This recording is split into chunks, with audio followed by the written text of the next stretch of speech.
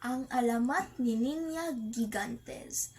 Kwento at guhit ni Patricia Ramos. Salin sa Filipino ni Juan Miguel Alatantino.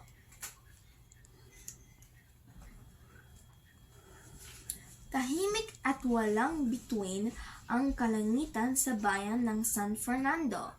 Nang isilang ni Señora Martinez ang isang batang babae, pinangalan niya ang bata na Niña.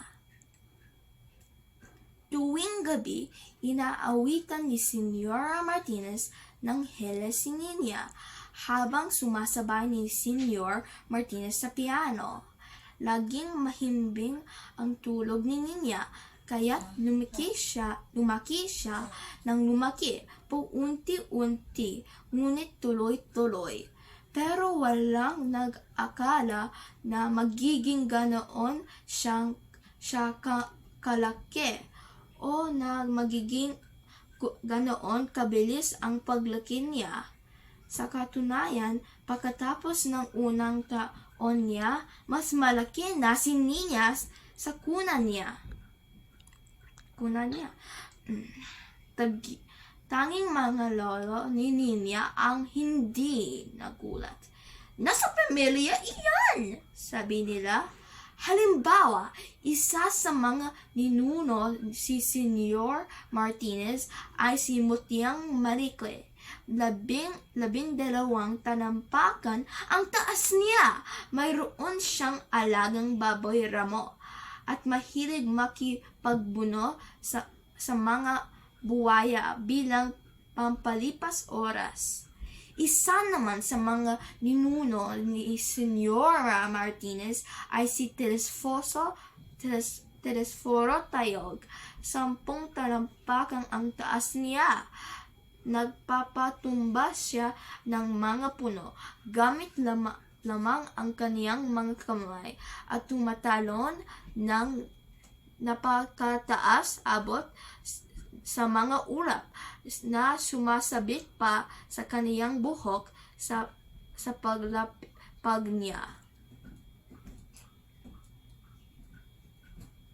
Nang dinala ni na Señor at Señora Martinez si Niña sa simbahan, pininigan siya ng mga taga San Fernando ng palayaw. Na inamin din ng mga magulang niya na nakatutuwa ang palayaw na ito. Nang 3 taong gulang na si Niña, mas matangkad na siya sa bahay nila. Nagpasya ang mga magulang niya na lumipat sa mas malaking bahay. Lalo na at may nakababatang kapatid na si Niña, si Petra. Inalagaan sina Niña at Petra na sinlaki lang ng ordinaryong bata nina Señor at Señora Martinez. Tinuruan silang magdasal ng ama nila. Tinuruan silang mag-ayos ng bahay ng ina nila. At tinuruan sila magbasa, magsulat at magbilang ng ama at ina nila. Sa San Fernando, patiyad at payuko ang lakad ni Niña dahil takot siyang makatapak ng sinuman nang hindi sinasadya. Dahil dito, dinadala siya ng mga magulang na sa labas ng bayan upang maligo sa dalampasigang walang tao. Tumakbo sa bukiring malalawak at umikyat sa punong matatayog. Doon walang nakikialam kahit lumangoy siya at umalon ng mataas o sumayaw siya at yumanig ang lupa o umupo siya sa puno at lumangit-ngit ang mga sanga nito sa bigyat niya. Sa ikawalong kaarawan ni Ninya, binigyan siyang ng regalo ng pamilya niya, isang baul na puno ng libro. Tungkol ito sa mga kwento at kabayanihan at paglalakbay sa pagluto, sa pananahi, sa likhang sining at marami pang iba. Ang paborito niyang mga bayani ay mga salamangkero. Binubuhay ang mga larawan at pinta nila gamit ang mahika. Kinahiligan ni Ninya ang mga kwento nila. Sa katunayan, araw-araw siyang nagsanay gamit ang mga lapis at Crayola upang maging katulad nila balang araw.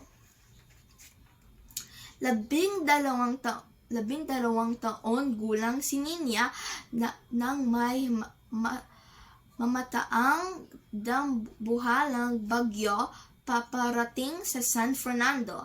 Agad natipon ng alkalde ang mga kapitan niya upang masiguro ang kaligtasan ng bayan.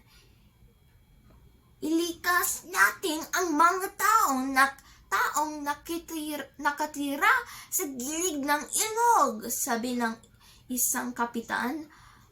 Mag-imbak tayo ng sapat na kagamit upang maging handa sa kagipitan, sabi ng isa pang kapitan. Kausapin natin ang higante upang labanan at nalamang niya ang bagyo, sabi ng kapitan ng San Fernando. Napalingon ang lahat sa kanya. Pakaraan ng ilang saglit, mayroong taong higante, taong ng alkalde. Naglakbay ang alkalde at mga kapitan patungo sa San Fernando upang kausapin si Ninya. Dinala ng alkalde sa isang tabi si Ninya at sinabi sa kanya ang plano nila. Samantala, naghihintay sa kanila ang mga magulang ni Ninya. Labanan ang bagyo, ulit ni Ninya pagkatapos magsalita ng alkalde. Hindi ko po kaya. Wala pa akong alam sa pakikipaglaban. Totoo po iyon, sabi ng mga magulang niya. Hindi niya kayang manakit ng kahit na sino. Kahit na gawin iyon ni ate, hindi rin naman siya magiging magaling doon, sabi ni Petra. Pero isa kang higante, sabi ng isang sa mga kapitan. Dapat kaya mo lumaban kahit kanino, kahit sa bagyo. Umiling si Ninya. Ayoko pong manakit ng ibang tao, at saka ano po bang ginawang kasalanan sa aking ng bagyo? Ilalagay ng bagyo sa pananginib ng lahat ng tao kung hindi tayo lalaban, sabi ng alkalde. Pakiusap, iha. Magpapaalam po muna ako sa mga magulang ko, sabi ni Ninya. Mabuting idea ito, anak, sabi ng Ninya niya. Magiging bayani ka, sabi ng ama niya. Titingalin lain ka ng lahat ng tao. Pero hindi po ba ngayon pa lang ay tingala na nila ako? Himutok ni Ninya. Sige na, madali lang lang yan, sabi ng ama niya. Basta siguraduhin mo nakatukod ang mga tuhod mo. Tapos salumbugin mo ang bagyo ng harapan. Parang ganito, sabi ng ama niya, sabay dukwang habang sinusukbang magmukhang natatakot. Sa tingin ko po, kailangan niyo pang mag-ensayo, mungkahi ni Petra. Pinag-isipan ni Nina ang pasyon niya. Kinalaunan, sinabi niya sa alkalde, sige po, kakalabanin ko ang bagyo. Nagsuot ni Nina ng kapote, tumungo sa plaza at naghintay. Samantala, nagtatago ang mga tao sa loob ng mga tahanan nila. Humugong ang hangin, bumuhos ang ulan, bumuga ng kidlat at kulog na ang maitim at makakapal na ulap. Samantala, nagbanat ng buto si Nina bilang paghahanda. Sa wakas, dumating na ang bagyo. Itinukod ni Nina ang mga tuhod niya at sinalubong ang bagyo ng harapan katulad ng sabi ng ama niya. Kinagat ng mga malalamig at mabibigat na ulap ang balat niya. Sa kabila nito, patuloy siyang tumalak. Gamit ang huling lakas ng mga pagod niyang tuhod, inilusot ni Nina ang ulo niya sa ibabaw ng mga ulap. Ayon sa mga alamat, ang mata ang pinakamahinahong bahagi ng bagyo. Totoo ito dahil narito ang anito na nag-uutos sa pangtutunguhan at gagawin ng bagyo at kalingian nito ang ng katahimikan upang magawa yon. Bakit mo hinaharangan ang bagyo ko? Tanong ng anito. Pasensya nga po, sabi ni Nina. Ginagawa ko lang ang trabaho ko. Ginawa ko lang din ang trabaho ko. Kailangan ko pumunta sa kabilang ibayo, sabi ng anito. Sabay muling giya sa bagyo patungon San Fernando. Pakiusap, hindi kita pipigilan gawin ang trabaho mo. Ngunit pakinggan mo muna ako, sabi ni Nina. Baka naman pwede kang dumaan na lang sa dagat. Maaari mo bang gawin iyon? Sandalang tumigil ang anito. Pagkatapos sabi niya, sige, pero hindi ko maitutulak ng mag-isa ang bagyong ito.